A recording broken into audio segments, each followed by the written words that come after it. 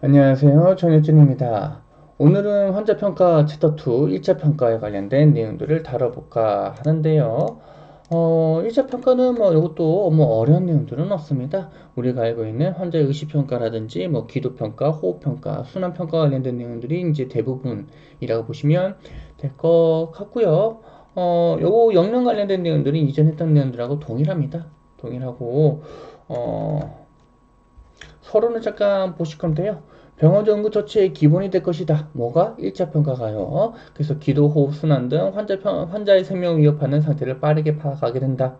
그 환자를 평가하는 동안 이러한 상태를 발견한다면 즉각적으로 환자 치료를 해야 된다라는 이야기가 있는데, 평가하고 처치는요, 별도로 이렇게 나눠 구분 짓지는 않고요. 평가하고 처치는 동시에 이루어진다라고 보시면 될 것 같아요.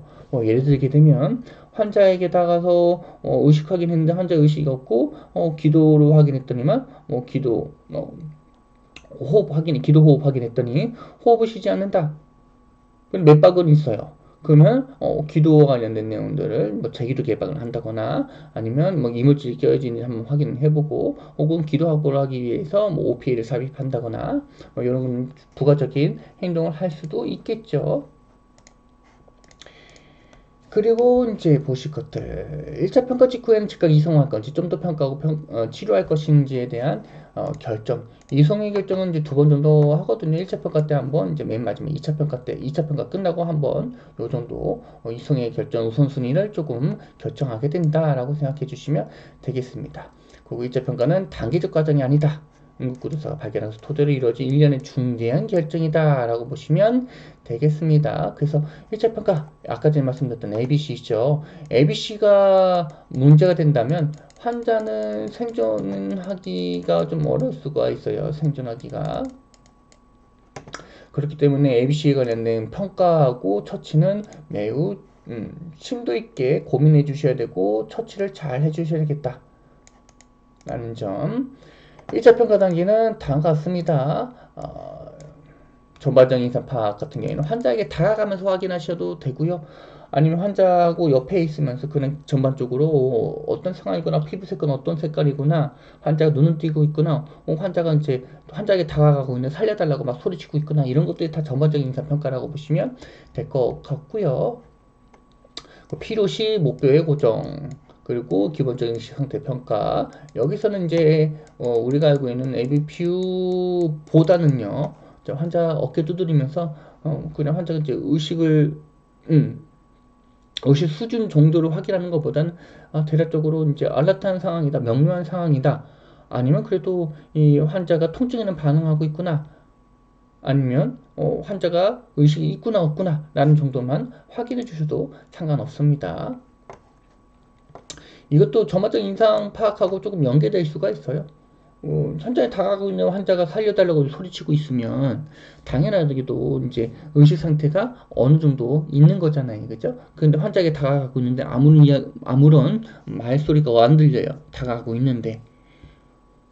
그러면 당연하게도 전반적인 인상 파악에서 생각보다 중한 환자겠구나라고 판단을 해줄 수 있는 거고, 그죠?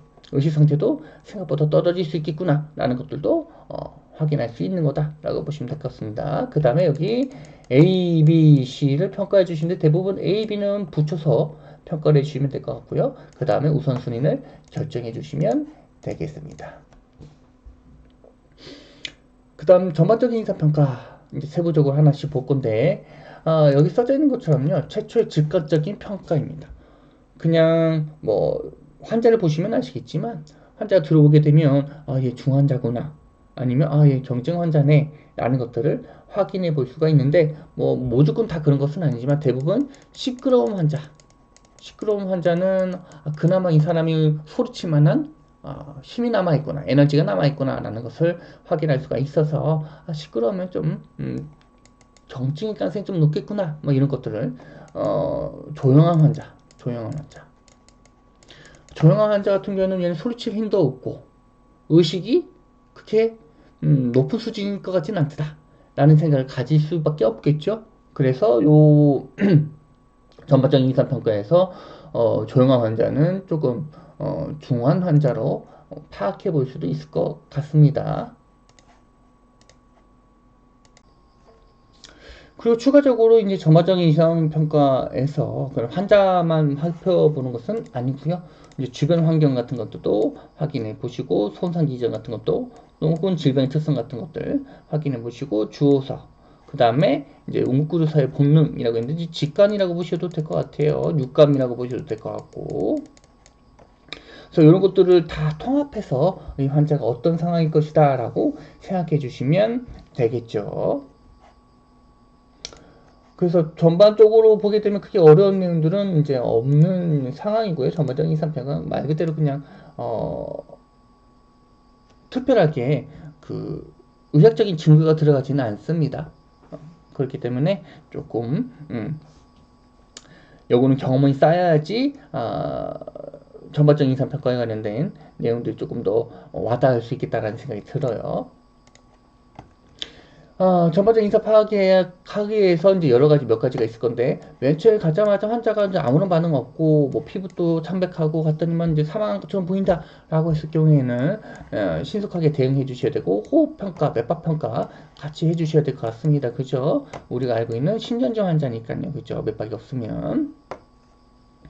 만약에 그 생명의 신호를 보이는 환자, 뭐 호흡, 숨쉬고 있다거나 맥박이 있는 환자 같은 경우에는 1차 평가를 해주시면 됩니다. 그래서 요거 같은 경우는 우리가 알고 있는 CAB 순서대로 우리가 평가하고 처치가 들어간다면, 얘 같은 경우에는 A, B, C 순서대로 진행이 되는구나 라고 보시면 되겠습니다. 그리고 나이, 성별, 인종은 소선의측 지표에 종종 영향을 미친다라는 이야기가 있는데, 특히 뭐 인종까지는 저는 자세히 모르겠고, 나이하고 성별은 크나큰 영향을 미치는 경우가 종종 있죠.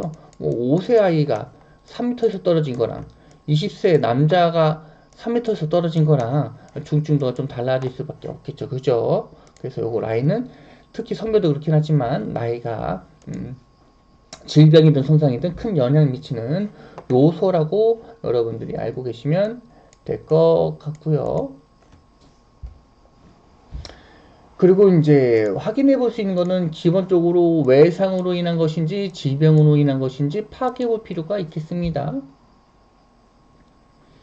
그 외상과 질병에 관련된 처치하고 반응성은, 처치의 반응성은 전혀 달라질 수 있기 때문에 이 두 가지를 조금 구분해 주시는 것이 좋을 것 같고, 물론 환자마다 이 두 가지가 복합적으로 나타나는 경우도 있어요.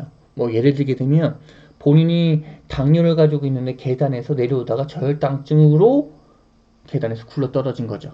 그러면 저혈당증에 관련된 내용들도 여러분들이 파악하셔야 되고, 그 다음에 굴러 떨어지면서 발생한 손상 같은 경우도 여러분들이 명확하게 파악을 해 주셔야 됩니다.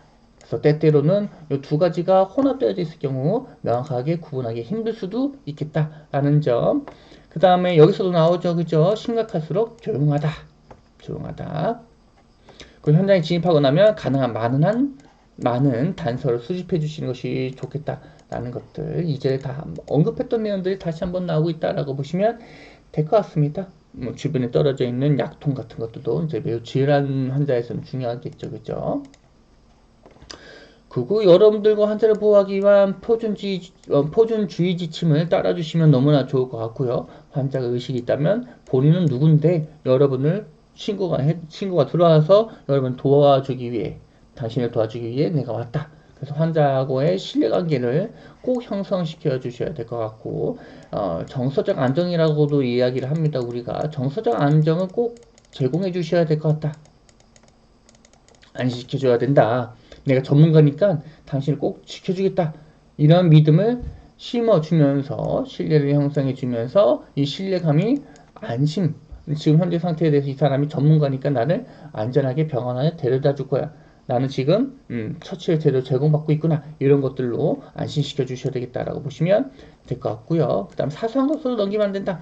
그러니까 이 사람이 지금 가볍게 넘기고 있는 것들도 매우 중대한 질환의 증거일 수도 있겠다라는 것들. 그래서 매 초기에 현장 이야기하는 것들 다 사실 그대로 여러분들이 적어주시고 기록해주시고, 거기에 관련돼서 물론 거기에 대해 그 깊게 빠져들면 아니고요. 이게 뭘까라고 깊게 빠져들면 안 되고, 이게 관련성 있는지 없는지 한 번쯤은 고심해 볼 필요가 있겠다라고 보시면 될 것 같고, 육체적, 정신적으로 모두 다 지원해 주셔야 되겠다. 정신적. 이게 아까 전에 말씀드렸던 정서적 안정 제공이라고 보시면 되겠습니다. 만약 환자가 손상 기전이 심각하거나 환자가 반응이 없다면 동료에게 환자의 머리와 목을 고정시키게 해야 된다라는 거. 맨 처음에 가시자마자 환자 의식 보고나 전반적인 인상 평가에서 환자의 움직임이 그렇게 알라트하지 않다, 환자 의식이 명료하지 않다면 머리와 목을 고정시켜주게 해주셔야 될 것 같고요.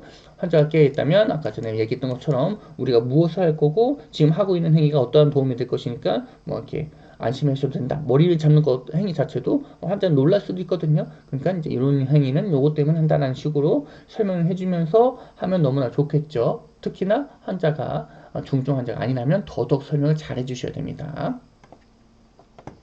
그 환자가 작은 아이라면 환자 목뼈를 보호하기 위해서 어깨 밑에 수건이나 패드를 까도록 하게 되어 있는데 머리가 더 크고요. 이렇게 상체는 좀 작습니다. 그래서 이제 얼굴이 이렇게 앞쪽으로 목이 앞쪽으로 이렇게 기울어지는 경우가 있기 때문에 여기 밑에다가 수건이나 패드를 줘가지고 이제 해박적으로 일직선이 되도록 척추가 일직선이 되도록 해주면 너무나 좋겠죠. 그래서 환자의 머리를 손으로 고정해주는 이런 술기를 해주셔야 되겠다. 환자 의식이 없으면. 소아 같은 경우에는 머리가 이제 상체가 보다 훨씬 더 크기 때문에 이렇게 등 쪽에 대줘야지 척추의 일직선이 확보될 수 있겠다라고 보시면 되겠습니다. 그 다음에 의식 확인 상태 같은 경우에는 ABPU를 확인할 수 있겠다라는 점. 뭐 물론 이건 지금 얘기하고 있는 이제 그 의식 상태 평가에서는 완벽하게 다 이거를 확인해 보실 수도 있겠지만 상황이 환자의 상태가 무의식이라고 하게 된다면, 반응이 없다면, 그냥 환자분 괜찮으세요 어깨를 두드려 봤더니 그냥 반응이 없다면 굳이 요거를 다시 한번 재확인할 필요는 없겠다라는 점. 초기에서는요. 요 비디오를 하나 보고 이제 1차 평가 관련 내용들은 이제 이야기를 할 건데요. 여기서 이제 비디오를 보면서 여러분들 고민해 주셔야 될 거는 1차 평가에서 어떠한 단계별로 이제 행위가 들어갔는가, 그 다음에 LBPU는 어떻게 확인을 했는가, 이런 것들도 확인을 해주셔야 될 것 같고, 그 다음에 요 사람들이 1차 평가를 하면서 어떤 목적 의식을 가지고 이제 1차 평가를 했는가 라고 확인해 주시면 되겠습니다.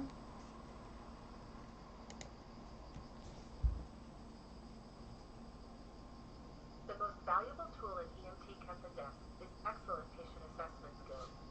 While there are differences between how we assess medical and trauma patients, the initial approach is largely the same. For all calls, take standard precautions for body substance isolation based on what you know of the call. Gloves and goggles are a minimum for every call, but some may require a gown or face mask. The scene size-up actually begins with your dispatch information. What you are told about the location of the call and complaint can give you information about what to expect when you arrive.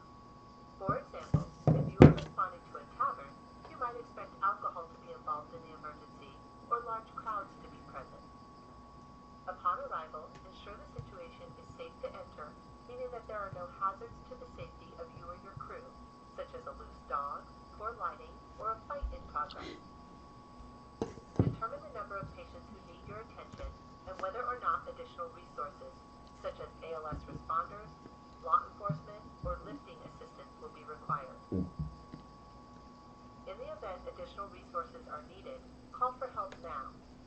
Once the scene is secure, determine the nature of illness based on the patient's chief complaint and initial presentation. In some situations, you will arrive to find the patient unconscious. If the patient is unconscious, bystanders or seeing clues such as medicine bottles may give you a sense of what you were called for. Another consideration is spinal immobilization.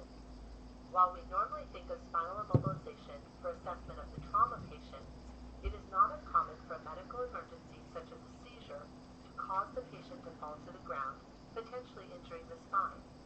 In a scenario where the patient has fallen or presents to you on the ground without explanation, begin manual immobilization of the spine now until you are able to confirm that a spinal injury is unlikely. Your primary assessment should be done in the same way every time on every patient. The purpose of the primary is to find and correct life threats such as apnea or hemorrhage. Having a consistent approach to the primary assessment ensure that you identify the most pressing, life-threatening issues with your patients every time. Determine the general impression of the patient. This is often stated as a level of distress, such as mild, moderate, or severe, sick or not sick, or as an obvious complaint, such as respiratory distress when a patient is tripoding and has audible breathing. Next, determine the patient's level of consciousness. Discover whether they are alert when you come in, meaning that they are aware of your presence.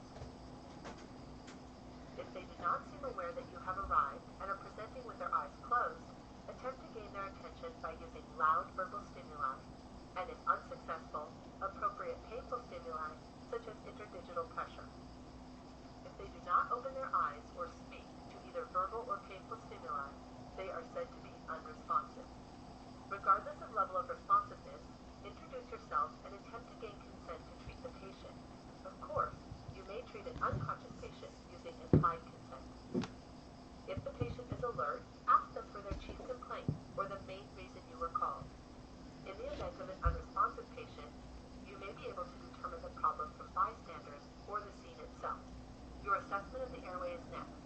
You will need to confirm that the airway is open. In a situation where it is not, open it now using a head tilt chin lift, since this is a medical patient with no spinal compromise. Look inside the airway to make sure there are no obstructions or substances that need to be suctioned. If suctioning is required, clear the airway now. If this is a situation where it appears that the patient is unable to maintain a patent airway, such as in a patient with an altered level of consciousness, insert an OPA or NPA now. Assessment of breathing comes next, including respiratory rate, rhythm, and quality. You will also need to determine if the patient has adequate tidal volume. You should bare the chest to check for any scars, such as from open heart surgery, medication patches, medical alert tags, or implantable devices or ports. A bare chest will also help you listen for lung sounds without interference from clothing. In addition to auscultation and inspection of the chest, you will need to palpate the chest wall for stability and to ensure that the patient doesn't have subcutaneous emphysema, crepitus, or pain on palpation. Oxygen should be applied now if it is indicated. For respiratory rates less than 10 or greater than 28 to 30, or for inadequate tidal volume, ventilation should be assisted using a bag bath mask attached to 100% oxygen. Most commonly, the radial pulse is used to assess circulation of a medical patient. If a radial pulse is not present due to poor perfusion, move to the brachial or carotid pulse. Check for pulse rate, rhythm, and quality. Of course, if no pulse is present at any arterial site, begin chest compressions and call for an AED. Assess the skin for color, temperature, and moisture. Another way to assess for distal perfusion is by checking capillary refill time by putting pressure on the nail bed and counting the number of seconds for blood to return to the area after it is blanched. Normal capillary refill time is less than 2 seconds, indicating adequate distal perfusion to the extremities. Some patients may present with bleeding. Control any major bleeding if present and possible. You can begin to control external hemorrhage with direct pressure.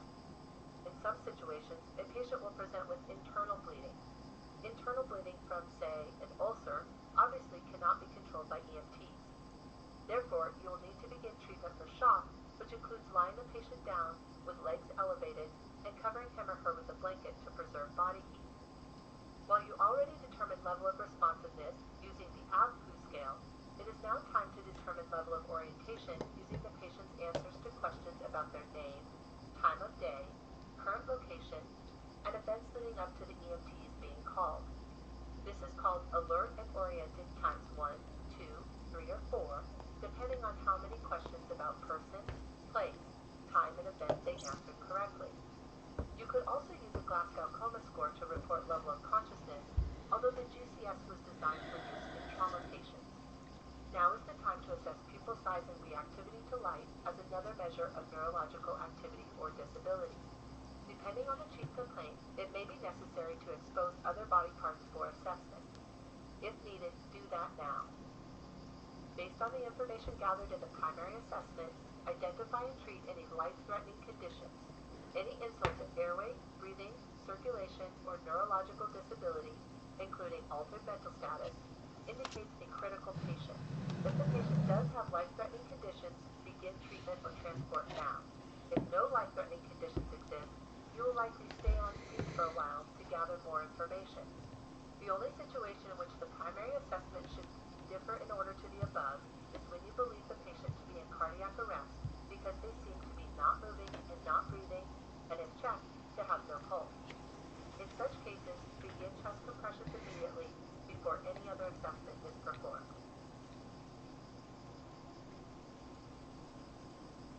While vital signs are actually the first part of the secondary survey, it is unlikely that you will take these yourself as you will be busy talking to the patient. It is appropriate to delegate vital signs to a partner so that the information can be gathered simultaneously during your history taking. Your partner can inform you of the measurements for you to note on the PCR as you take the patient's history. First, gather a history of present illness by asking the patient what happened today to make them call EMS. Once a chief complaint is obtained, you can ask questions to clarify the complaint. For a complaint of abdominal pain, for example, you might ask about anything they ate recently, other substances ingested, or about bowel and bladder habits. These are called questions related to the chief complaint, and learning these questions will keep you from asking the patient unnecessary questions. These questions help you determine associated signs and symptoms and pertinent negatives. The mnemonic OPQRST can help explore a complaint of pain. O stands for onset. You would ask what the patient was doing when the pain started or what caused it. P stands for provocation and palliation, meaning what makes it feel better or worse. Q stands for the quality of pain. To assess quality, you will ask the patient to describe what the pain feels like. They should give you an answer such as sharp, tearing, or pressure. R stands for region and radiation, meaning where it hurts and if that pain moves anywhere, such as to the neck, jaw, back, or shoulder. S stands for severity and should be rated on a scale of 1 to 10. T stands for time or timing, meaning when the pain started and whether it is constant or comes and goes. Next, get a sample history to include signs and symptoms, any allergies the patient has to medication, food, or the environment, any medications the patient is taking or supposed to be taking, including any recently started or stopped, any herbal or over-the-counter preparations, pertinent past medical history, last oral intake, which is especially important when treating possible diabetic or allergic emergencies, and events leading up to the present illness. Once you have finished the history gathering, check in on the vital signs you delegated or take them yourself now if necessary. You will want to know the patient's pulse, respiration, skin signs, pupils, and blood pressure.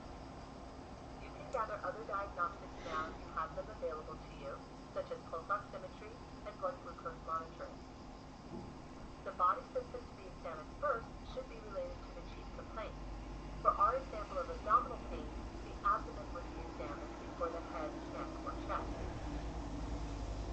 If the patient is unconscious and cannot relate to you the chief complaint or nature of illness, then it is appropriate to do a full body check or head-to-toe assessment which begins naturally with the head.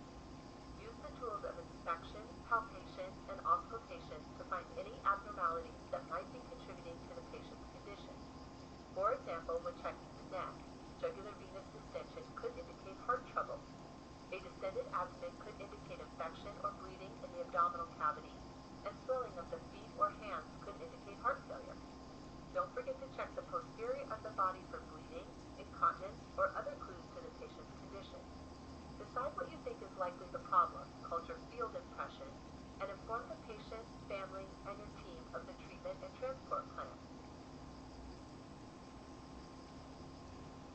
As soon as time permits, usually every 5 minutes for unstable patients and every 15 minutes for stable patients, reassess your patient. Depending on the patient's condition and your treatment and transport plan, reassessment may be conducted at the scene or en route to the hospital. You will repeat your initial assessment, or ABCDs, including the chief complaint. Now that you have more information, determine if the chief complaint has changed. Take another set of vital signs. It is your goal to get serial vital signs, or at least 3 sets prior to transfer of care. Serial vital signs allow you to trend the patient's condition as it gets better or worse. Evaluate the patient's response to your treatment. For example, If you assisted a patient with his inhaler, does the breathing seem easier? The respiratory and heart rate seem slower?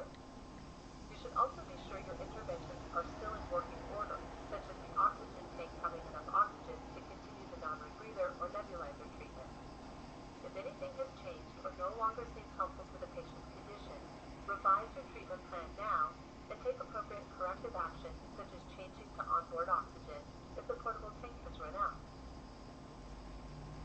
Either during a radio report or upon arrival to the emergency department or other facility, introduce yourself as a patient and give a full report about the patient's chief complaint, presenting problems, history of present illness, past medical history, vital signs and physical exam findings, treatment, and response to those treatments.